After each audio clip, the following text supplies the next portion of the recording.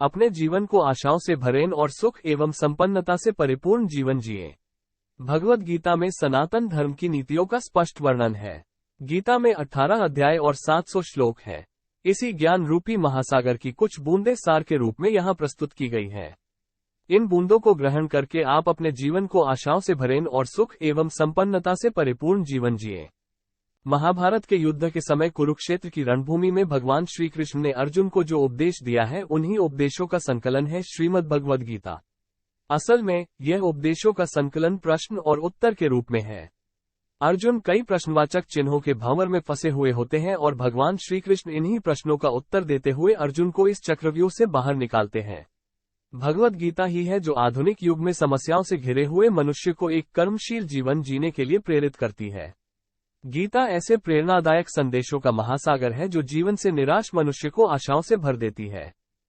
ठीक उसी प्रकार जिस प्रकार भगवान श्री कृष्ण ने अर्जुन की निराशाओं को दूर किया और उसे युद्ध लड़ने के लिए प्रेरित किया। आज की इस भागती दौड़ती जिंदगी में मानव को, उसके मन को, उसकी आत्मा को अगर कोई शांत, स्थिर और प्रसन्नचित रख सकता है तो वह है। नरक के 3 द्वार होते हैं, वासना, क्रोध और लालच। परमात्मा को प्राप्ति के इच्छुक ब्रह्मचर्य का पालन करते हैं। एक ज्ञानवान व्यक्ति कभी भी कामुक सुख में आनंद नहीं लेता। कोई भी इंसान जन्म से नहीं बल्कि अपने कर्मों से महान बनता है। प्रबुद्ध व्यक्ति के लिए गंदगी का ढेर, पत्थर और सोना सभी समान है। कर्म मुझे बांधता नहीं, क्योंकि मुझे कर्म के प्रतिफल की कोई इच्छा नहीं। जिस प्रकार अग्नि स्वर्ण को परखती है, उसी प्रकार संकट वीर पुरुषों को। समय से पहले और भाग्य से अधिक कभी किसी को कुछ नहीं मिलता है। कर्म के बिना फल की अभिलाषा करना व्यक्ति की सबसे बड़ी मूर्खता है।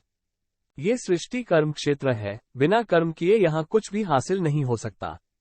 जो मन को नियंत्रित नहीं करते उनके लिए वो शत्रु के समान कार्य करता है। जो दान बिना सत्कार के कुपात्र को दिया जाता है वो तमस दान कहलाता है। अपने अनिवार्य कार्य करो, क्योंकि वास्तव में कार्य करना निष्क्रियता से बेहतर है। सदैव संदेह करने वाले व्यक्ति के लिए प्रसन्नता ना इस लोक में है ना ही कहीं और। फल की अभिलाषा छोड़कर कर्म करने वाला पुरुष ही अपने जीवन को सफल बनाता है। जो हुआ वो अच्छा हुआ, जो हो रहा है वो अच्छा हो रहा है, जो होगा वो भी अच्छा ही होगा। मेरा तेरा, छोटा बड़ा, अपना पराया, मन से मिटा दो, फिर सब तुम्हारा है और तुम सबके हो। मन की गतिविधियों, होश, श्वास और भावनाओं के माध्यम से भगवान की शक्ति सदा तुम्हारे साथ है। धरती पर जिस प्रकार मौसम में बदलाव आता है, उसी प्रकार जीवन में भी सुख दुख आता जाता रहता है। लोग आपके अपमान के बारे में हमेशा बात करेंगे। सम्मानित व्यक्ति के लिए अपमान मृत्यु से भी बदतर है। आत्मज्ञान की तलवार से अपने हृदय से अज्ञान के संदेह को काटकर अलग कर दो।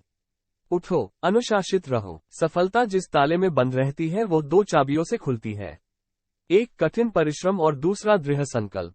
मैं भूतकाल, वर्तमान और भविष्य काल के सभी जीवों को जानता हूँ, लेकिन वास्तविकता में मुझे कोई नहीं जानता है। जो दान कर्तव्य समझकर बिना किसी संकोच के किसी जरूरतमंद व्यक्ति को दिया जाए, वो सात्विक माना जाता है।